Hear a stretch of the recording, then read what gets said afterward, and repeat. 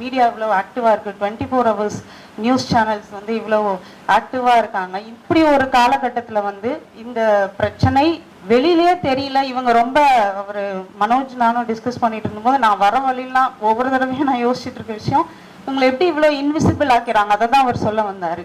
ரொம்ப அரூபமான மனிதர்களை அரூபமான போராட்டமாக ஆக்குற அதுக்கு எவ்வளோ பெரிய ஒரு சூழ்ச்சி நடக்கணும் இங்கே. ஏன்னா அந்த 4 டெமோக்ராட்டிக் பில்லர்ஸில் வந்து எல்லாமே இந்த விஷயத்தில் வந்து இவ்வளோ சைலண்ட்டாக அந்த கள்ள மௌனம்ன்ற வார்த்தையை நான் திருப்பியும் ரிப்பீட் பண்ணுறேன். இந்த கள்ள மௌனம் ஏன் பார்க்குறாங்க அப்படிங்கிறது தெரியல.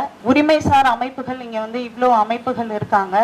அந்த அமைப்புகள் இந்த பிரச்சனைக்கு முன் வரவே இல்லை. ஒவ்வொரு தடவையும் ரிலேட்டடான ஒரு கூட்டத்தை ஆர்கனைஸ் பண்ணோம், யாரையாவது பேச வைக்கணும் அப்படின்னு ட்ரை பண்ணும்போது மெயின் ஸ்ட்ரீம் அமைப்புகள், இயக்கங்கள், கட்சிகள் இதில் இருந்தெல்லாம் ஆட்களை வரவழைக்கிறது வந்து ரொம்ப சவாலான விஷயமா இருக்கு.